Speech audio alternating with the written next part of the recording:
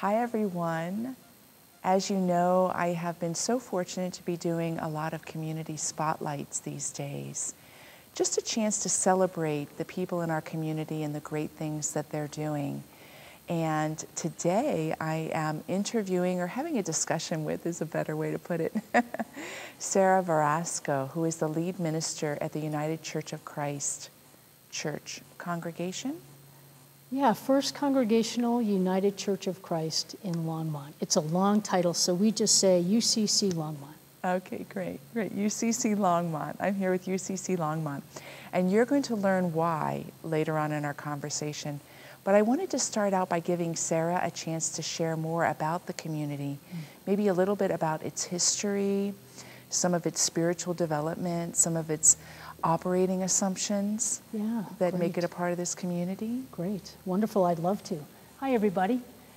It's a joy to be in conversation with you today, and it's a joy to talk about this congregation. I want to just say that I've only been here for about just over 2.5 years, and so what I love about this church is really what led me here and where I see us going. This church, First Congregational UCC, has a history of expansive theology. And what I mean by that is that they take Scripture very seriously, but not literally. And so it is through the promptings of the Spirit that they have engaged some really tough topics. First and foremost, it was over 20 years ago that they were in conversation about the LGBTQ community and where that fits theologically within this congregation. And through their process of study and discernment and prayer, they opened the doors and their hearts to say very clearly, you are welcome here. You are welcome and wanted and valued. And it's something that they have lived into over the years and continue to expand. So that was big. Another way that this community has showed its expansiveness is really gathering quickly to respond to the needs of the community. And one that you may be very well aware of is this community's response during the flood. This was home base to different volunteer organizations, and this was home base to a team of church members who helped to coordinate those efforts, literally going door to door, knocking on the doors, going down into basements and into family rooms and shoveling out muck and helping people to build a future of hope during a time of great devastation. Another piece that you might also be aware of, because it got a lot of publicity, is the Micah Home Project. I came from New England, and New England, we have very clear expectations about land. And land is something that is used in a way that's very different than what I saw here with this congregation. I had read from afar that they had donated a portion of their property to create sustainable housing for people who were living with disabilities and who were low-income people. And what I imagined in my New England head was a huge piece of property and a portion that was cordoned off. And when I came here, I saw something very different. This beautiful but modest piece of property allocated 1/4 of an acre, which was significant considering that this is, again, beautiful but a modest piece of property by comparison. And so it was really a right next door initiative and something that spoke to me about the congregation's priorities. And so now as we live into the future, we are celebrating the fact that this is the first time that this congregation has had a parking lot. And as you'll know, we are putting that to use. And our phrase here in the coming months and years is every inch and every ounce for mission. Oh, I love that. That's phenomenal. And so tell me a little bit more about your background and what has led you to be the lead minister here at UCC on a personal level. And then we're going to get back to that parking lot, as you can all probably guess by now. Yeah. Well, you know, the timing of that question, Kimberly, is such that I have just celebrated my 20th anniversary of ordained ministry. Wow, congratulations. Yeah, and thank you. And it's been a wonderful time for reflection and to see how the Spirit has been at work in my life and in my call. And, you know, it's not unusual for people to say when it comes to great pieces of music or a book that, you know, you've been writing this song your whole life. And I feel like I've been preparing for this ministry here at UCC Longmont my whole life. My ministry began as sort of a, you know, in a funny way, a last-ditch effort. Like, what am I going to do with these, you know, skills and interests that I have? How can I best put to use, you know, teaching, community organizing, advocacy, speaking in public? How can I use that? And that led me into ministry. But it was within ministry that time and again, this sense of call was tested and tried and strengthened. And there are a lot of yeses along the way that lead to an understanding and an appreciation and really a necessary humility of what it means to be a leader of a church community. And I've learned the necessity of restraint. And so, you know, as a leader and a swim coach, it was like, here's what we're doing, here's our plan, let's do it. But in a church community, it's more about paying attention to and observing the gifts of a community and looking for those places where the Spirit pops up and where the Spirit says, look over here and let's do that. And so it's less about me and more about thee, as we say, or as I say in my prayer life. And I've also been led and have chosen really challenging ministries in the past. And I finally realized that I've proven again and again and again that I can be a part of that, but I don't want to be anymore. I don't want to be putting effort into getting through conflict. And so this congregation is an opportunity. They have, as each congregation has, gone through their moments of tumult and change and challenge, but now we're living into this new way. And so having seen these things in other places, and this congregation having their own experience of that, we are now better suited to create and move forward from a perspective of health, and to continue to refine our ability to engage in healthy ways and to be an instrument of God's love in the community. Thank you so much. I know we've talked, as a minister myself, I have a deep appreciation for the imperative of realizing that we're all called. And there are so many different languages that go along with that, both hearing the call, the way we answer it, what it means to discover ourselves within a call, the way it leads us to a sense of belonging and meaning and value and purpose. And all of these words, if you will, these descriptors come up a lot in our organization at Hope. You know, we're always working with individuals that sometimes doubt, or oftentimes doubt, that there is an imperative there around call, that there's meaning and value to their lives. You know, in society, it's not set up in an equitable way, as hard as we try. And I find it such an incredible witness that your community is stepping into those deeper questions that keep you alive, that are dynamic in every single moment. Because to be alive is to know that life is always changing. Yes. And while our underlying motive may stay constant because we look towards it or we cling to it to help us find direction or have discernment, the way we respond is always changing. always changing. And so that brings me to a new change for you all and for us. We've been so fortunate to get the funding and have the community support to start our Safe Lot program. And if you're watching this video, you have probably seen us in the press a lot. We're writing about it a lot. You can find it on our website. Everyone's talking about it. And we're really fortunate that with that funding and support, we've expanded now in Longmont from 1 lot in June all the way now to 3 lots with a hub. And you're one of our partners. Yes. Yeah. Yahoo. Yay! Well, I think that probably everyone can glean from what you've already shared why you said yes to being a partner, but what more could you share with us about the community response to our dialogue? Yeah.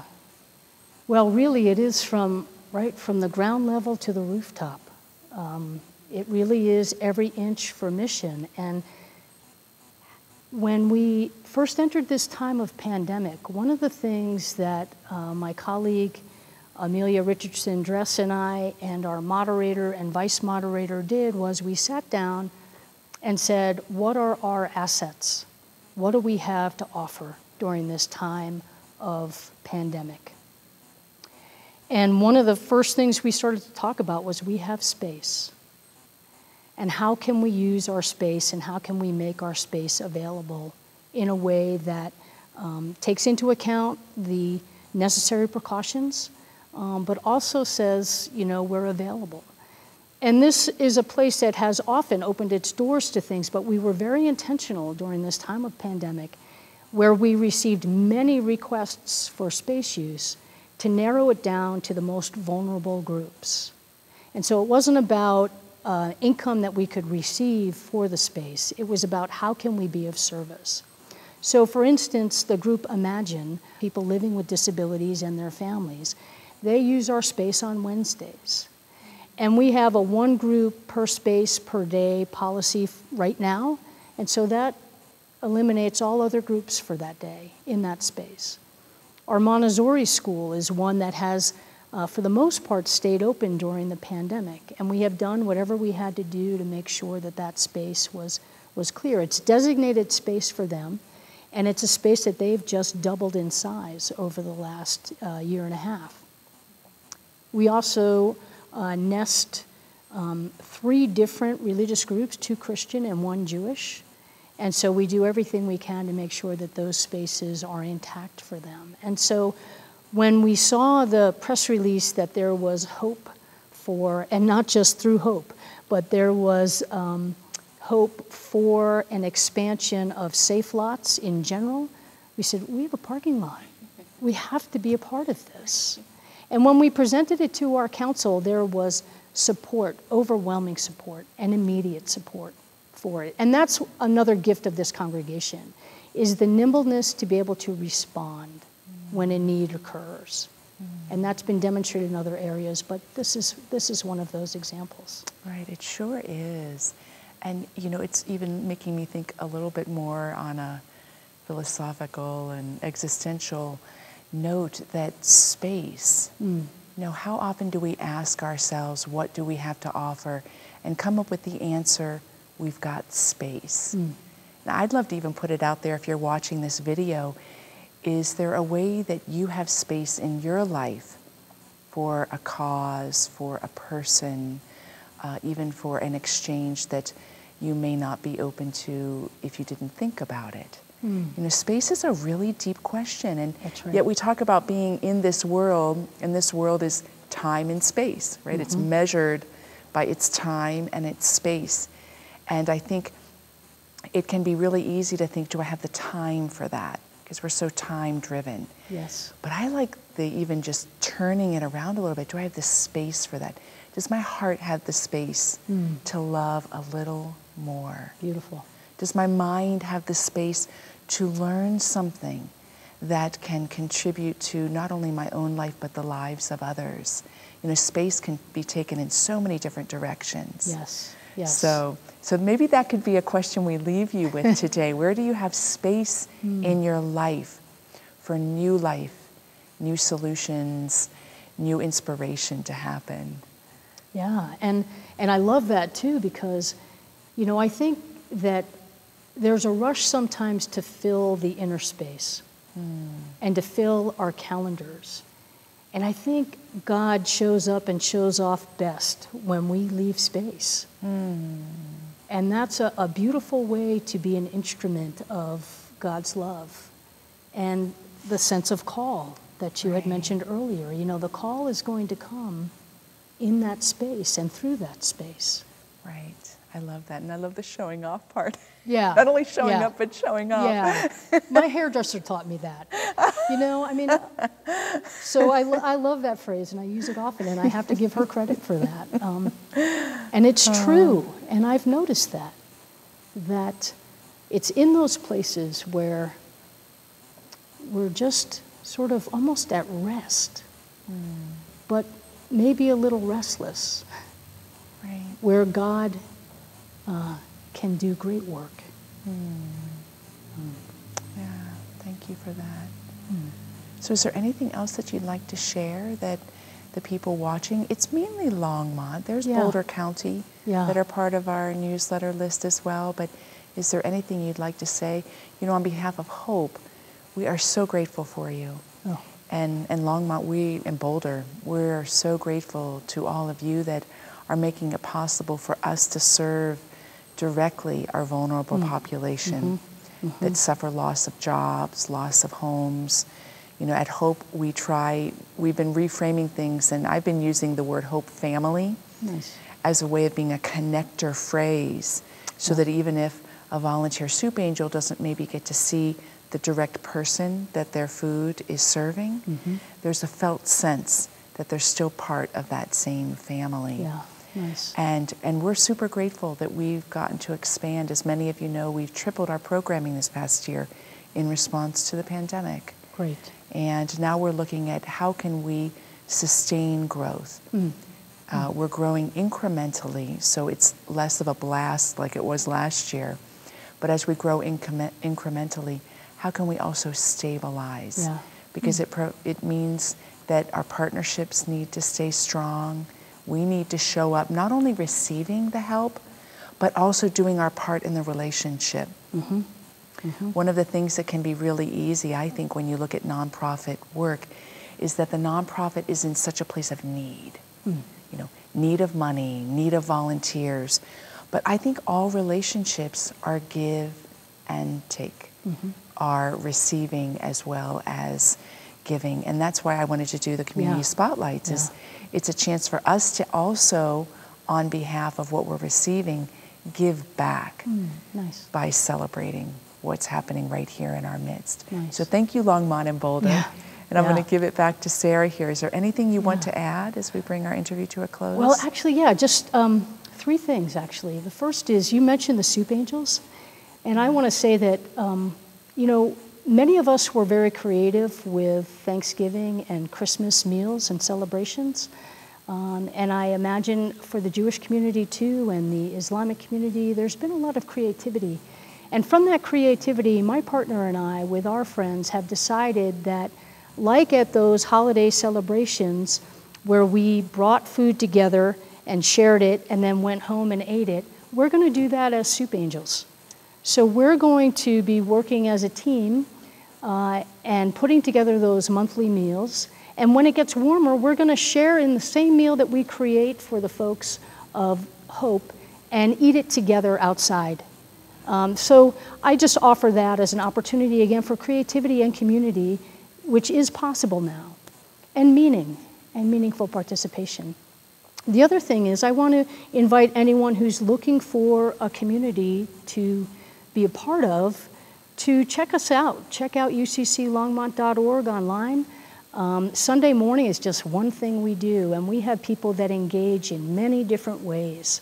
And so you are welcome. It's not about, we don't have tests for entry, but we're interested in community engagement. And if that's important to you and you want to do it with others, check us out.